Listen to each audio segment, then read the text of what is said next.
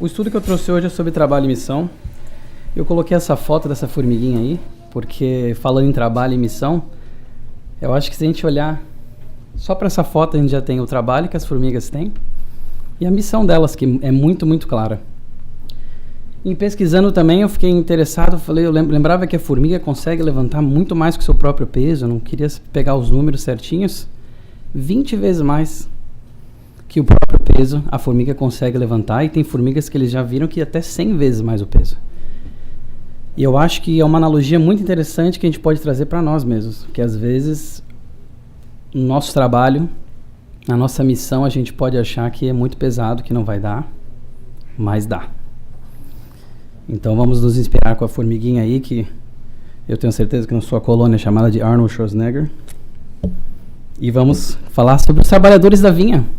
Uma parábola que está em Mateus, que Jesus utilizou para falar sobre o reino dos céus. Então, acho que a maioria já conhece, mas vou contar de qualquer forma, de forma breve, que o senhor proprietário da vinha precisava de pessoas, trabalhadores, para ir lá trabalhar na sua vinha, e ele acordou com algumas pessoas para ir lá no dia seguinte. Os trabalhadores foram lá, só que ele ainda tinha mais espaço e precisava de mais gente. Então ele foi, buscou mais trabalhadores, 9 da manhã, buscou mais gente. Vocês querem trabalhar? Vou pagar 1 denário para vocês, se vocês forem trabalhar na minha vinha até o final do dia.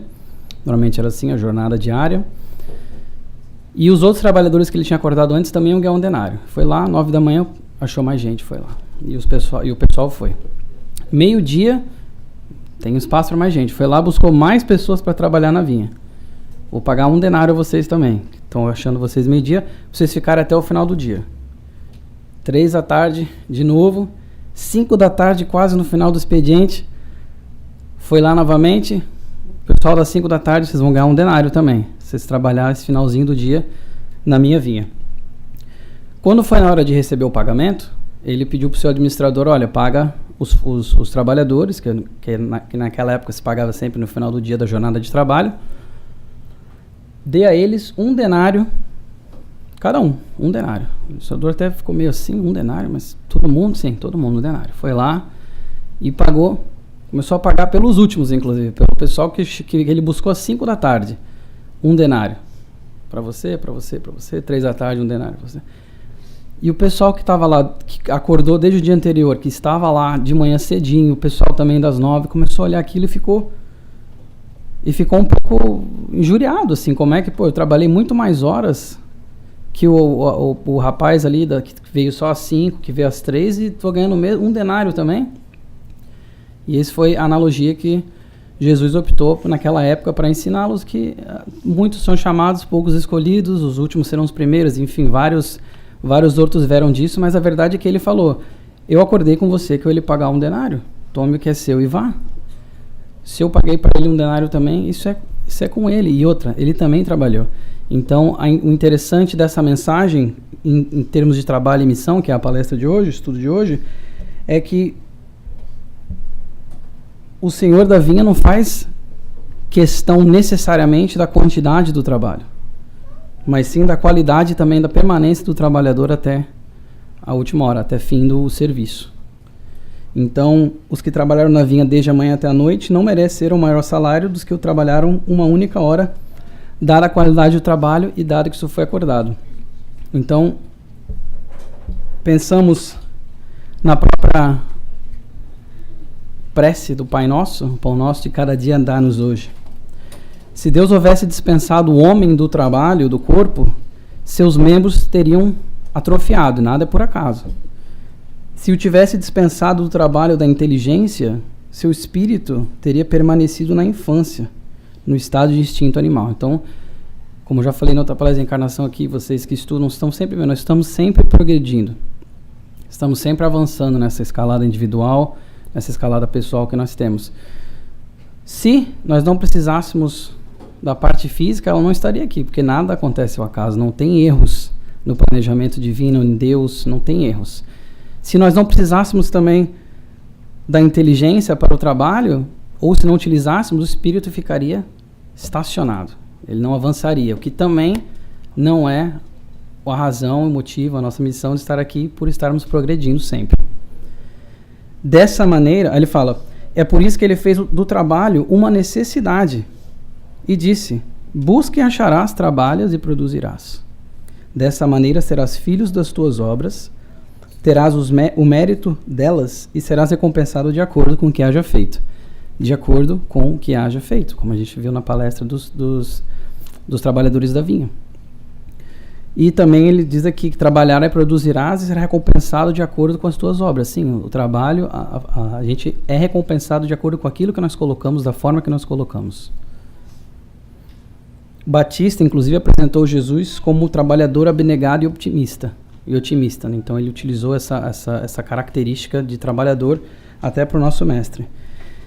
Considerando que o homem se acha submetido à lei do trabalho na terra, dá-nos coragem e força para cumpri-la. Não é mudar o trabalho, mas dar coragem e força para cumprir a nossa tarefa, para cumprir a nossa missão e para nos aperfeiçoarmos através do trabalho.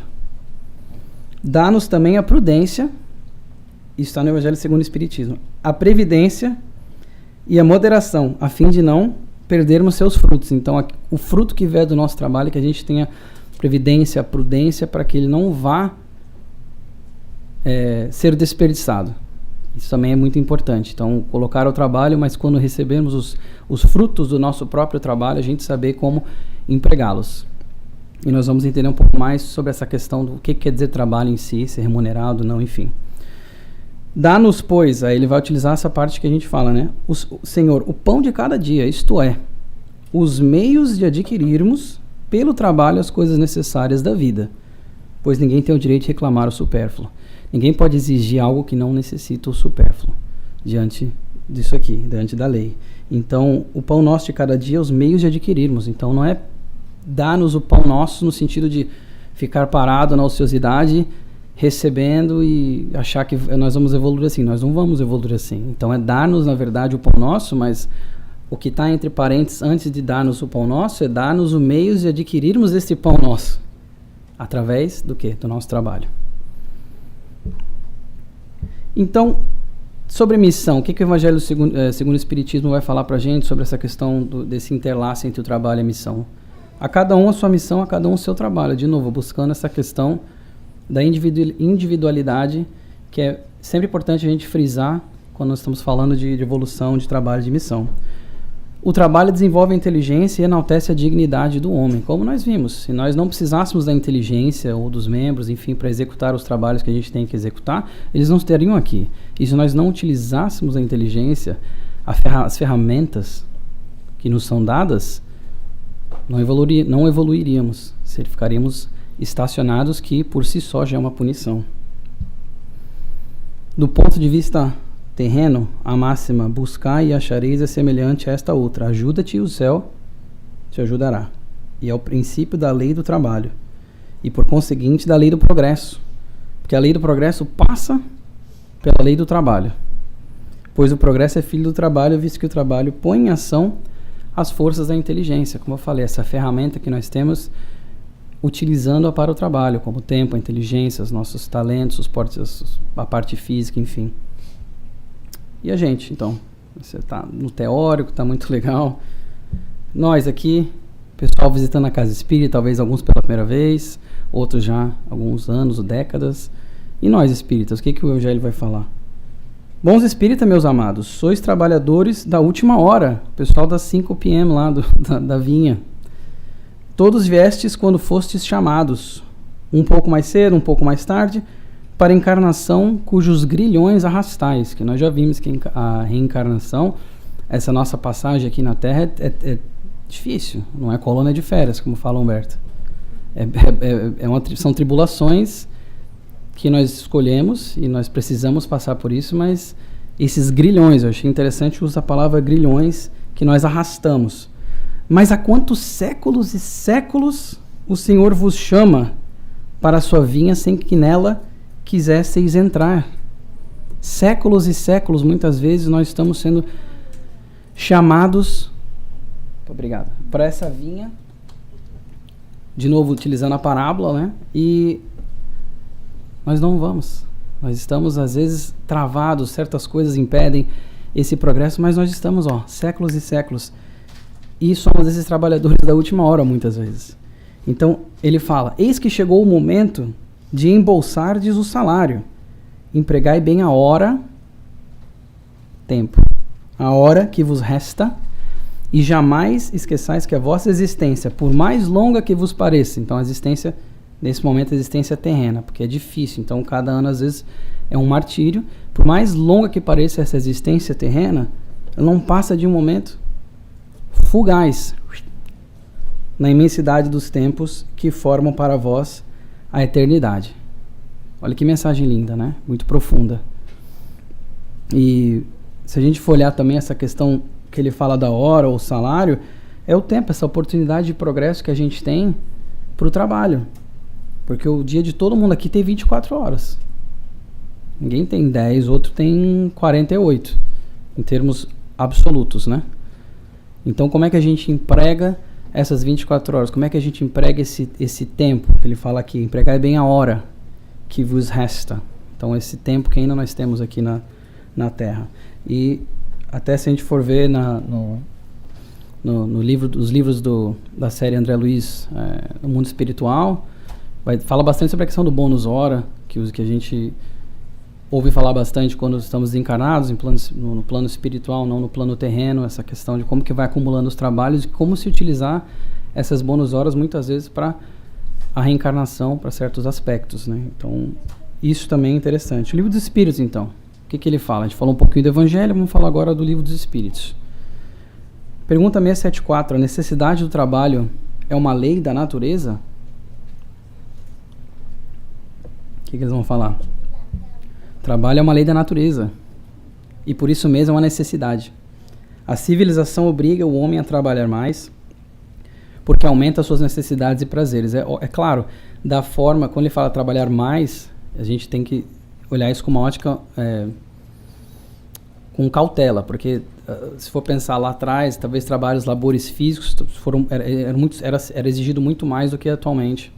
Ficar no computador lá é fisicamente não ser exigido muito trabalhando. Mas a questão que ele fala aqui, essas necessidades que o nosso planeta, que nós estamos aqui todos encarnados, está progredindo, nós estamos também mudando o nosso trabalho de acordo com essas necessidades do planeta, porque nada fica estagnado. Ou vai para frente, como tem que ser, ou vai ficar estagnado, que é uma punição, mas o planeta está seguindo adiante. Quem vai conseguindo se adequar e vai conseguindo empregar bem as suas bônus horas, as suas horas, através do seu trabalho, vai continuar com essa caminhada do nosso planeta Terra, de passando de ser um planeta de provas e expiações para um planeta de regeneração.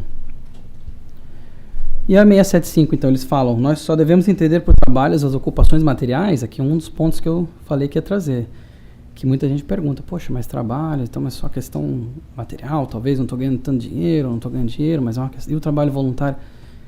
Não, o espírito trabalha assim como o corpo. Toda ocupação útil é trabalho. Então, a segunda parte, a gente pode entender até essa questão como nós encarnados aqui, talvez um trabalho voluntário, orar por alguém todos os dias, no trabalho, os grupos de orações que tem, né? Os médiuns. E a pessoa que limpa aqui o nosso salão sem ganhar nada? E o banheiro que vocês utilizam lá que está limpo? Foi alguém que trabalhou para fazer tudo isso aí. Da mesma forma que está tudo organizado aqui, tá os slides aqui, temos ar-condicionado. Isso tudo também são questões materiais, mas que talvez não tenham uma bonificação material, mas que são necessárias para a gente estar aqui. Todos bem. E a primeira parte ele fala, não, o espírito trabalha assim como o corpo. Isso é o quê? Inclusive, quando nós estamos desencarnados, estamos trabalhando também. Nós não estamos parados. A gente está trabalhando sempre. E outra, não precisa nem estar desencarnado. Vamos mais longe, todo dia, toda noite, todo mundo aqui trabalha. Quando a gente se desdobra no sono. O espírito se desdobra e vai fazer o seu trabalho. Em algum lugar a gente está trabalhando, a gente não está parado ociosamente. E por que o trabalho então é imposto ao homem? A gente já falou sobre a lei, né? Mas eles vão dizer nessa pergunta 676 que é uma consequência da natureza corpórea. É uma expiação, uma palavra forte, hein? Uma expiação e ao mesmo tempo um meio de aperfeiçoar a sua inteligência. Pense então no trabalho que tem. Eu quando li essa, a primeira coisa que veio para minha cabeça foi quando você tem um casulo de uma lagarta para virar borboleta. Olha o trabalho que é para ela poder quebrar aquele casulo, ter a força suficiente para poder sair. É interessantíssimo, é uma analogia linda, porque já se viu, né, que se você tentar cortar o casulo para ela, deixa eu ajudar aqui, ela morre. Porque ela não adquiriu a força que ela precisava adquirir para poder sobreviver. Olha que lindo. Então, essa expiação que seria essa questão do trabalho, que nós temos que fazer, que muitas vezes parece uma expiação mesmo, é para aperfeiçoar a nossa inteligência, para nos aperfeiçoarmos. Sem o trabalho, eles continuam, o homem permaneceria na infância intelectual. É por isso que seu alimento, segurança e bem-estar dependem do seu trabalho e da sua atividade. E na pergunta 678, nos mundos mais aperfeiçoados, então, não vamos pensar na Terra, vamos pensar nos mundos aí que já estão um pouco mais à frente, né? O homem é submetido à mesma necessidade de trabalho ou lá a gente está na colônia de férias, tão almejado? E aí, a natureza do trabalho é relativa à natureza das necessidades. Necessidades, essa palavra é muito importante porque ela sozinha encapsula um universo, porque cada planeta, cada pessoa, cada ponto tem sua necessidade específica e única. Quanto menos materiais são as necessidades, menos material é o trabalho. E não teria como ser diferente. Em planetas, em locais mais evoluídos, menos materiais, a necessidade do trabalho, o trabalho passa por coisas menos materiais nesses locais. Da mesma forma que planetas menos evoluídos que o nosso são mais materiais ainda e por aí vai. Mas não julgueis, eles continuam. Daí que o homem se conserve inativo e inútil. Então está desenvolvendo inteligência, um trabalho menos material, talvez menos físico. Então ele está tranquilão na colônia de férias? Não. A ociosidade seria um suplício em vez de ser um benefício. Trabalhar, a gente está falando bastante de trabalho e o descanso, né? As férias, quem não gosta das férias? Será que o descanso também, eles falam sobre isso no Livro dos Espíritos, no Evangelho? Assim, como é que funciona? Sim, com o limite do trabalho. Olha aqui, 683 pergunta, qual o limite do trabalho? O limite das forças. E aí vai de cada um, que é outra coisa maravilhosa também, da individualidade. Deus, porém, deixa o homem livre. É claro, nós temos o livre-arbítrio. Isso jamais vai ser tirado da gente, porque nós precisamos utilizar esse livre-arbítrio para poder evoluirmos nessa nossa escalada. Então, o limite é, cada um sabe o seu limite e você tem o livre-arbítrio de saber julgar isso ou não dentro do seu coração. O trabalho é lei da vida, tanto quanto o repouso. Com certeza. Porque o repouso serve para esse refazimento das energias, serve para proporcionar talvez uma leitura agradável no repouso, uma viagem para conhecer um local diferente, encontrar com uma cultura diferente, ficar mais tempo com a família, fazer um esporte, enfim, para fazer esse repouso, para refazer as energias, para que nós continuemos fortes, seguindo firme nessa luta diária e na nossa missão, no nosso trabalho. Certo? Então, assim, a Joana de Ângeles fala, o homem necessita, sem dúvida, de férias. Você tá no livro Jesus e a Atualidade, da Joana de Ângeles, psicografado por Divaldo. O homem precisa, sem dúvida, de férias, de descanso, de repouso, de esparecimento, que lhe proporcionam alegrias e refazimento para prosseguir trabalhando. Nós precisamos disso. Porque se ficar só no trabalho, tentando forçar, estourar os limites, o que acontece? Causa um desequilíbrio. E a gente fica inútil para o trabalho. Vide doenças. Que nós mesmos acabamos colocando nos impondo. Vide fazer um trabalho mal feito. Quando já está cansado, já está estressado, seja intelectualmente ou fisicamente, vai tentar fazer aquela coisa, não sai direito. São os limites que nós temos que observar. E essa questão do limite, ela é interessante porque tem uma analogia que eu uso, inclusive no meu próprio trabalho, que é a questão do copo d'água. E a gente faz essa analogia para a questão da saúde mental, estresse, etc. Se eu pegar esse copo d'água aqui, ele é um copo leve, tem pouca água aqui, e eu esticar meu braço e segurar ele aqui, ó, esticado. Eu consigo ficar assim, segurando. Eu tenho força suficiente para segurar o copo assim, alguns segundos, alguns minutos talvez. Mas e 1 hora? E 10 horas? com o braço esticado assim, ó. E um dia, não, meu braço já caiu muito antes. Mas por quê? A massa desse objeto, ela é a mesma. A minha musculatura é a mesma. Mas o que mudou? A passagem do tempo fez com que eu atingisse o meu limite. Então, olha que interessante. Muitas vezes isso aqui a gente pode chamar de problema. Algum problema que a gente tenha, que é pequenininho. Algum estresse que a gente não cuida. Tá aqui, ó. A gente tá segurando ele ali, tranquilo. Pelo momento, sim, né? Mas se a gente não endereçar isso aí, ao momento, o limite chega e a gente não consegue lidar. E como é que a gente faz, então? Fazendo o que eu acabei de fazer aqui. Nesse caso, o trabalho, eu descansei meu braço. O copo está aqui do lado. Então, o descanso, ele é importante, sim. E eles falam isso na literatura espírita, tão vasta literatura espírita. E outro objeto interessante é o arado. Jesus usou algumas analogias ao longo da sua passagem tão curta aqui, infelizmente, sobre o arado. E ele fala ali embaixo, eu botei: ninguém que lança a mão do arado e olha para trás é apto para o reino de Deus. Está em Lucas. O arado promete serviço, disciplina, aflição e cansaço. É uma ferramenta bem difícil. No entanto, depois dele chegam o quê? Semeaduras, pães no prato e celeiros guarnecidos. Então, ele utilizou o arado para fazer essa analogia dessas questões não tem problema, do trabalho, essas questões que nós precisamos realmente, não vai ser fácil. Ele está dizendo, não vai ser fácil, é um arado. Mas quando o arado fere a terra, faz lá a canaleta para colocar as sementes e as semeaduras é feita, a gente tem pães, tem celeiros guarnecidos. Então, ele é um aparelho de todos os tempos. Ele é pesado, demanda esforço e colaboração entre o homem e a máquina. E é até interessante pensar que para utilizarmos o arado da melhor forma, eu coloquei a fotinha ali, ó, tem animais. Então, muitas vezes o nosso trabalho, a nossa missão, se a gente pegar a questão do arado, precisamos de outras pessoas também. Precisamos nos ajustarmos e utilizar isso aí para poder fazer mais bem feito. Talvez o trabalhador ali conseguiria fazer sozinho, mas com os animaizinhos foi muito mais longe. Com ajuda vai muito mais longe. Eles tem um ditado em inglês que fala como você quer ir rápido, vá sozinho, quer ir longe, vá junto. E é bem interessante, né? E o trabalhador consciente das responsabilidades que lhe competem não se desvia dos caminhos retos.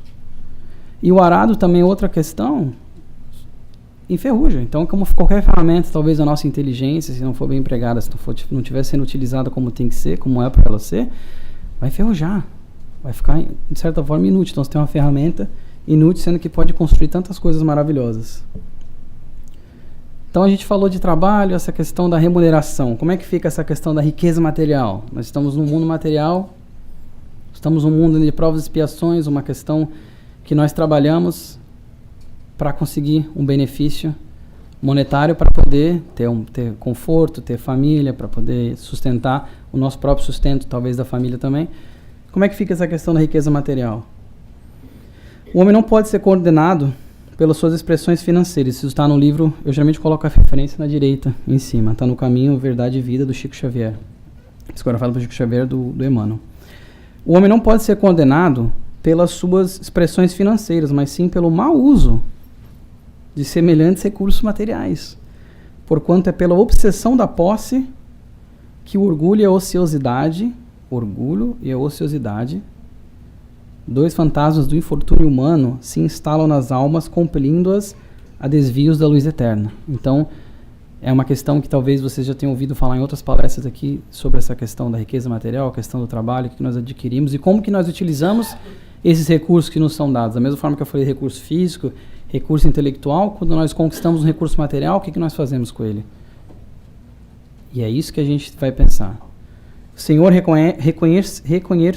reconhecer-te-á pelo emprego dos teus dons, pelo valor das suas realizações e pelas obras que deixaste em torno dos próprios pés. A vida de um homem não consiste na abundância das coisas que possui. Isso também está na Bíblia, em Lucas. Quem falou isso foi Jesus, essa questão da posse. Ele era posse material, riqueza material.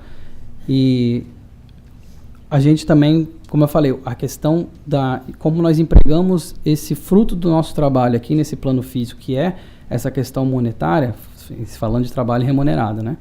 não de trabalho voluntário ainda, mas como nós empregamos os nossos recursos físicos aqui, é muito importante.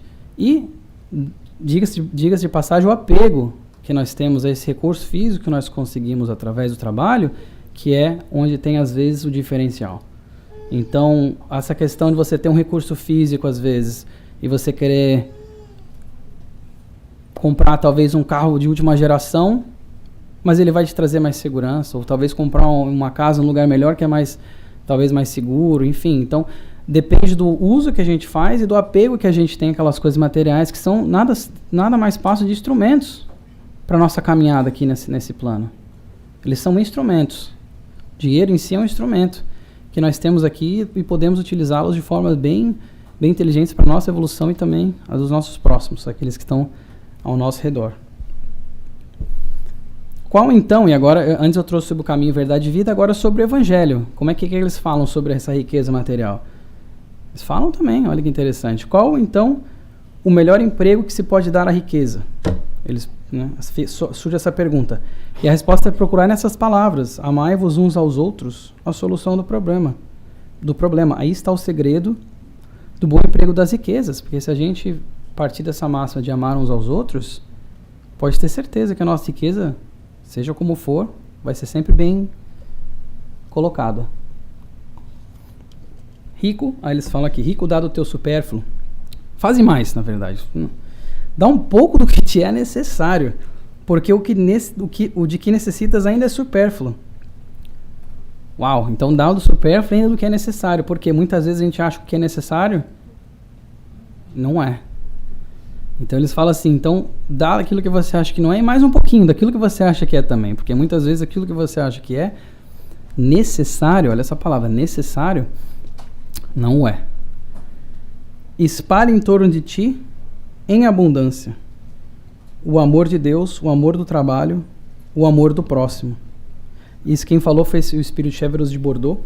E é interessante pensar também que se nós aplicarmos o que ele está falando aqui dessa riqueza, não é só riqueza física, né? A gente pode pensar não só na riqueza material, a gente pode pensar na riqueza intelectual, na riqueza espiritual, de dar para os outros, de fornecer e ajudar a nos elevarmos.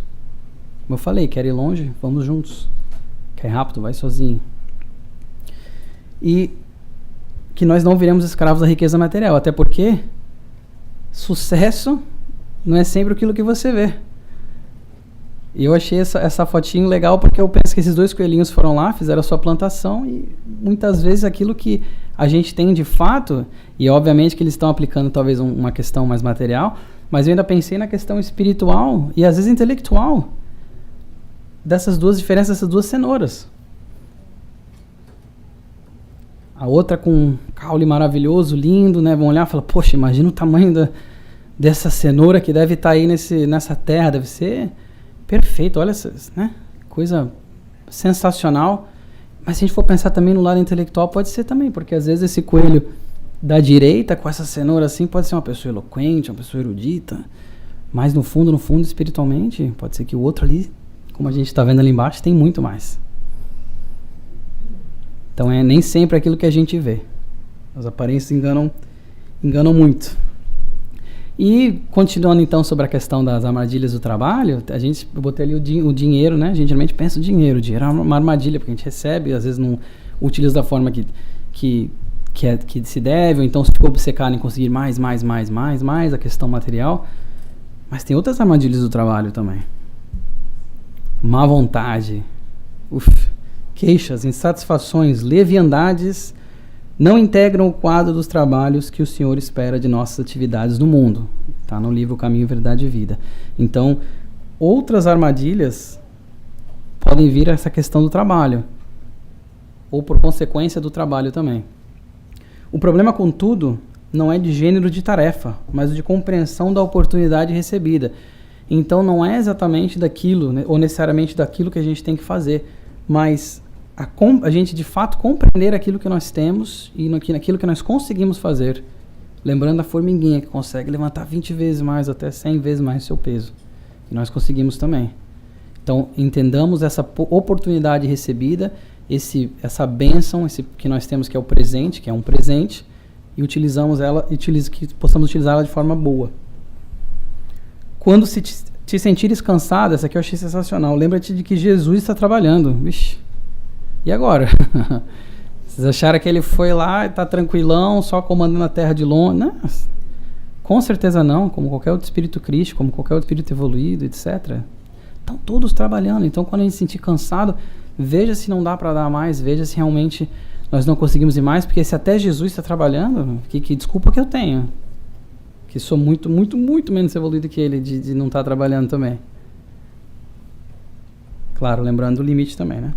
E o trabalho voluntário? Fazendo essa palestra sobre trabalho, eu falei, eu tenho que falar de trabalho voluntário, porque muito gira em torno da questão material nessas palestras. Eu queria trazer essa questão do trabalho voluntário também. Muitas pessoas, às vezes, o tempo fica curto. Não consigo desvencilhar do meu trabalho. Eu dei meu trabalho, mas ele é uma fonte de renda. E aí não me sinto útil, não estou fazendo de fato o meu potencial, utilizando meus dons, meus talentos. Tenta achar algum momento, alguma forma. Com certeza nós conseguimos achar algum momento para dar uma palavra para uma pessoa, para mandar às vezes uma mensagem, para fazer algum trabalho no final de semana, se tiver algum horário livre que vai ajudar outra pessoa também. Sempre podemos fazer mais. Lembra da formiguinha? E o trabalho voluntário também é isso aí. Nós temos muito para oferecer. Todos vocês aqui, todo mundo tem muito, muito a oferecer. Também podia deixar de mencionar isso que é uma palestra. Por si só uma palestra, acho que a Sandra deu também essa palestra, viu? Vários meses atrás, eu lembro, palestra ótima, por sinal, do lema de Abigail. Ela fala aqui, ó, a palavra está ali, ó, ama, trabalha, espera e perdoa, trabalha.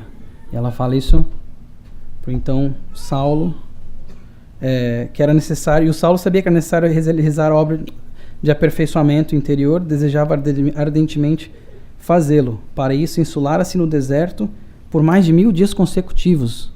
Ele fez isso. Isso está no Paulo e Estevão, um livro sensacional, quem não leu ainda. E eu, um tempo atrás, quando eu fiz essa palestra, eu estava lendo um artigo sobre a missão da abelha. E eu falei, um negócio de trabalho e missão interessante, né? Missão da abelha? Como assim? A abelha cumpre os desígnios de Deus também, olha que interessante. Nesse mosaico que nós temos aqui no planeta Terra, tudo, de novo, nada é um acaso, nada tem desperdício. Tudo tem o seu porquê, inclusive a abelha. Formiga tem a sua missão, a abelha tem a sua missão, e eu peguei esse trechinho desse artigo que falava que as abelhas são essenciais para a biodiversidade, a produção de alimentos e a vida humana, assumindo grande importância na manutenção da vida do planeta. A principal função executada pelas abelhas é a polinização. Então aqui agora, mudando um pouco do trabalho, da questão do trabalho para a questão de missão, nós estamos vendo que até uma abelha tem uma missão, cumprir os desígnios de Deus. Nesse que eu falei, nesse mosaico perfeito do nosso Criador, todos temos essa missão, inclusive a sua plantinha. Você agradeceu a sua plantinha hoje pela missão dela? Só não deixa ninguém ver você agradecendo, senão você vai parar onde eu trabalho lá e não é muito bom. Vamos dizer, essa pessoa falando com a planta aí. E o Livro dos Espíritos? Fala o que de missão? Pergunta 568. Os espíritos têm missões a cumprir. Cumprem na erraticidade ou na condição de encarnados? Podem cumpri-las em ambos os estados. Podem cumprir, então, quando a gente está desencarnado, quando a gente está aqui encarnado também. As missões também ocorrem lá da mesma forma. A missão de um espírito lhe é imposta ou depende da sua vontade? Ele pede e fica feliz de obtê-la. De novo, passando pelo quê? O livre-arbítrio. Ele vai pedir aquela missão e vai ficar feliz em recebê-la. E vários espíritos podem pedir uma mesma missão, que é interessante. Mas é claro que nem todos talvez vão conseguir desempenhar aquela missão, mas os espíritos pedem e ficam felizes de obtê-la. E em que consiste, então, a missão dos espíritos encarnados? Em instruir os homens, em ajudá-los a progredir e melhorar suas instituições por meios diretos e materiais. Então a missão, fazer o quê? Essa evolução que nós todos estamos passando e no nosso planeta também. Então auxiliar nisso aí. Botei aqui alguns missionários que a gente pensa sempre em missão, uma palavra tão bonita, uma palavra tão elevada, e a gente sempre, sim, temos missionários com missões maravilhosas e muitas vezes superam isso, né? O próprio Humberto mesmo menciona, estava aqui até pouco, ele menciona o Chico Xavier era para ter escrito, você vê com a missão de X, não vou dizer número porque eu posso errar, mas X livros, escreveu 3 vezes X. Então, assim, pode passar muito mais disso aí, e se puder, melhor ainda, né? E na 178, os espíritos podem renascer corporalmente no mundo relativamente inferior àqueles que já viveram? Eles podem, então, encarnar num mundo inferior? E como eu já disse na minha palestra sobre reencarnação, sim. Com certeza, quando tem uma missão a cumprir para auxiliar o progresso. De novo essa palavra, progresso. Aceitam, então, com alegria as tribulações de tal existência, porque lhe fornecem os meios de se adiantarem.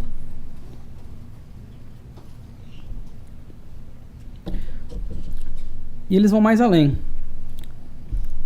Eu coloquei a pergunta, então só os espíritos evoluídos possuem missões?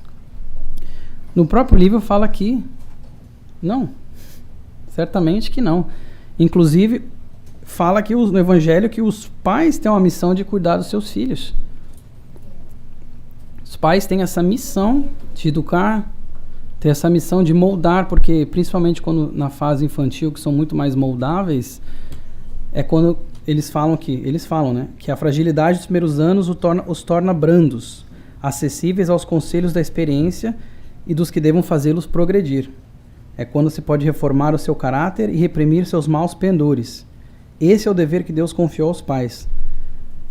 Missão sagrada pela qual terão de responder. Né?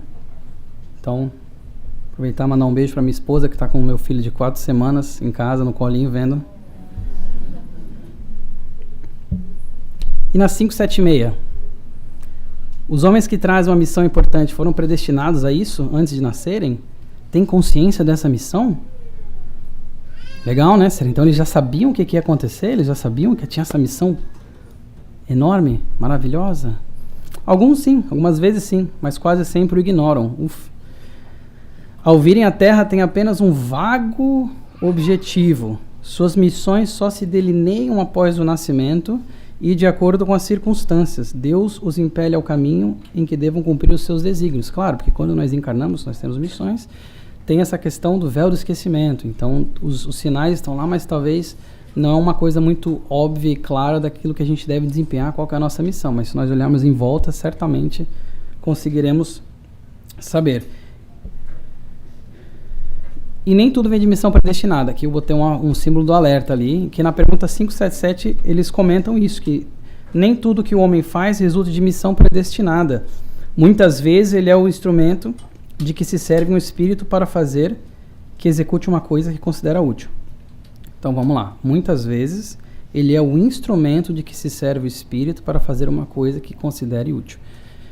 E o exemplo é, por exemplo, um desencarnado quer escrever um livro, ele busca um encarnado apto para o trabalho, eles combinam e tudo mais. Então, aquele encarnado em si, que psicografou aquele livro junto com o espírito, às vezes não tinha essa missão, não veio com essa missão, vou escrever esse livro com aquele desencarnado, mas como o desencarnado tinha essa missão, tinha esse objetivo, por muitas vezes, conseguiu um encarnado que, por essa afinidade, resolveu embarcar com ele nessa missão e colocar essa missão. E daí eles falam assim, tá, mas e se não fosse aquela pessoa, se ele falasse que o encarnado falasse, não quero, ou desistisse por algum motivo, ia achar outro. Da mesma forma que quando Allan Kardec foram questionado isso, eles falaram, não, se não fosse você, Allan Kardec, ia ser outras pessoas. Tinha outros que iam vir trazer a mensagem.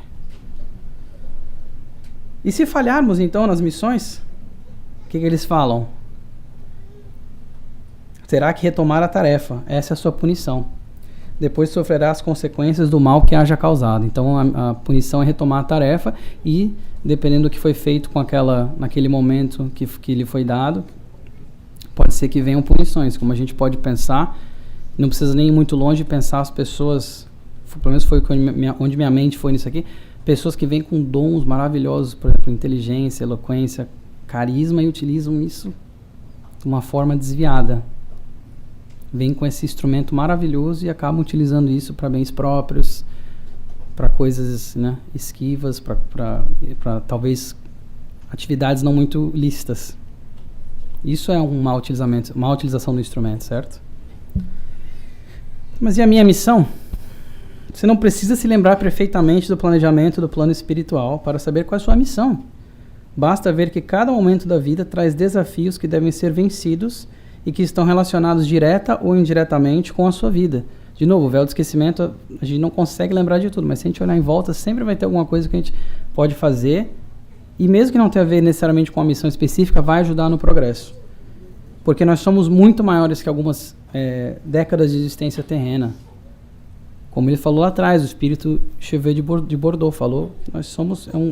essa passagem é um momento fugaz na nossa longevidade espiritual.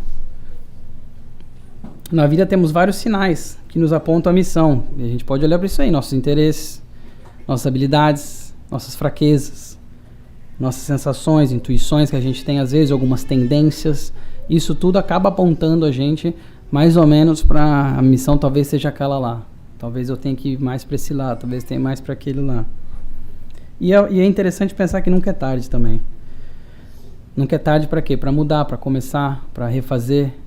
E trabalho e missão não necessariamente tem a ver com carreira aqui na Terra. De novo, voltando a essa questão talvez mais monetária, do que a gente recebe pelo trabalho, essa questão de carreira. Nunca é tarde para mudar. Muitas vezes carreiras são meios de conseguir bem materiais, mas essa finalidade por si só não constitui a missão. Da mesma forma que a missão do carro, quando um carro é construído, é transportar, mas ele por si só não faz isso. Precisa de um combustível, seja qual for. Nós também. Nesse momento que nós vivemos aí nesse plano material, nós precisamos acumular essa parte material para empregá-la bem. E muitas vezes, isso, hopefully, né? Espero que na nossa missão, de acordo com a nossa missão. No Evangelho, aqui essa parte eu peguei do livro também. No Evangelho vemos Madalena arrastando dolorosos enganos, Paulo perseguindo ideais salvadores, Pedro, quando era Saulo ainda, Pedro negando o divino amigo, Marcos em luta com as próprias hesitações. Entretanto, ainda aí, contemplamos a fila de Magdala, renovada no caminho redentor, o grande perseguidor convertido em arauto da Boa Nova, o discípulo frágil conduzido à glória espiritual, e o companheiro vacilante transformado em evangelista da humanidade inteira. Olha que lindo. Então todos eles talvez estavam indo para um caminho, conseguiram dar essa guinada, graças, e mudaram muito. Nós também conseguimos fazer isso. E eu trouxe aqui um negócio que é chamado Ikigai, que é um conceito que é utilizado muito na questão vocacional, sobre uma razão de ser. Então, como a gente está falando de nunca é tarde, talvez carreira, etc., eu achei interessante colocar isso aqui, porque eles fizeram um diagrama, né, falando sobre, e botaram alguns nomes que eu acho interessante também, falando sobre paixão, missão, a profissão e a vocação, e a combinação, aquele centro maravilhoso ali que é o Ikigai, que é essa razão de ser, é como que a gente acha aquele combustível a mais para conseguir no nosso trabalho, para vencer os desafios que a gente precisa vencer, para ficarmos alinhados com a nossa missão. Então é interessante e eles falam o que cada parte traz. Então, paixão com a missão e o que você ama traz, ele vai falar certinho o que cada um traz, né? Podem pesquisar mais sobre isso depois. E falando essa questão de persistência, essa questão de nunca desistir, também nunca é tarde para mudar e continuar firme e forte na missão, no nosso trabalho que nós precisamos fazer. De novo, quando eu fiz essa palestra um tempinho atrás, a minha esposa estava contando a história dos 3 porquinhos para o meu filho. E aí eu ouvindo aquilo, eu falei, nossa, mas tem muito a ver com questão de trabalho e missão, né? E alguns devem estar pensando, poxa, a Clé veio aqui um mês atrás, falou da Chapeuzinho Vermelho, agora a gente está falando de 3 porquinhos, o que é? Que centro espírita é esse, né? A gente tem muito que aprender, é muito interessante, porque se for ver, o porquinho do tijolo lá, que demorou, não foi tentado que nem os outros para brincar mais cedo, acabar o trabalho logo, foi o que no final conseguiu não ser atacado pelo lobo, né? Olha que interessante, vê se isso não é a gente, vê se isso não pode ser a gente, que às vezes desviamos um pouco da nossa missão de construir, na missão deles, cada um deles era construir uma casa para si forte e se desviaram por outras questões, e o porquinho lá do tijolo ficou forte, firme e forte na missão. Não, eles vinham, chamavam, não, estou fazendo aqui, calma, devagarinho. E assim mesmo, trabalhando a paciência, trabalhando a persistência, para que nós nos mantemos na nossa missão. E pouco a pouco, né? Paciência, como eu falei. E nesse livro do Jesus e a Atualidade, da Joana de Ângeles, psicografado pelo querido Divaldo, ela fala que o crescimento de qualquer ideal é resultado dos estágios inferiores vencidos, das etapas superadas, dos desafios enfrentados. Então, o crescimento de qualquer ideal é resultado das nossas vitórias anteriores, individuais, coletivas, nossas vitórias. O universo se renova e prossegue, molécula a molécula. Facilidade é perda de estímulo com prejuízo para a ação. Toda a vida do mestre foi um suceder incessante de desafios. E foi mesmo, né? Se a gente for pensar, um desafio atrás do outro. E foi vencendo todos eles. E hoje que a gente possa utilizar isso como inspiração. E uma outra frase que eu adoro muito, uma frase, um provérbio chinês, fala que a jornada de 1000 léguas começa com um único passo. Então não importa o tamanho da missão, não importa a dificuldade da missão, não importa o tamanho, nada, é um passo que a gente começa. E para finalizar, hoje no tempo, eu vou trazer a historinha final aqui, que é uma historinha que me inspirou muito até na minha profissão mesmo, que eu adoro, que se chama The Starfish Story, a história da estrela do mar. É a história do menino que de um moço. Essa história foi publicada em 1969 pela Lauren Isley. E um ancião estava andando pela praia e ele viu assim um menino lá no fundo, assim, jogando alguma coisa no mar, assim. Aí ele se aproximou, esse moço. Aí o menino estava pegando tentando chorar. Tava pegando estrelinha por estrelinha, assim. E aí o moço falou assim: o que você está fazendo? Aí o menino falou: eu estou jogando estrelinha de volta pro mar. Aí ele falou: mas isso não faz diferença nenhuma, olha o mar, olha quantas estrelas tem, né? Você não faz diferença nenhuma o que você está fazendo. Olha milhas e milhas de praia, quantas estrelas, a maré tá voltando. E o menino falou assim: legal. Pegou mais uma estrela e jogou no mar. E virou pro cara e falou: para aquela ali eu fiz a diferença.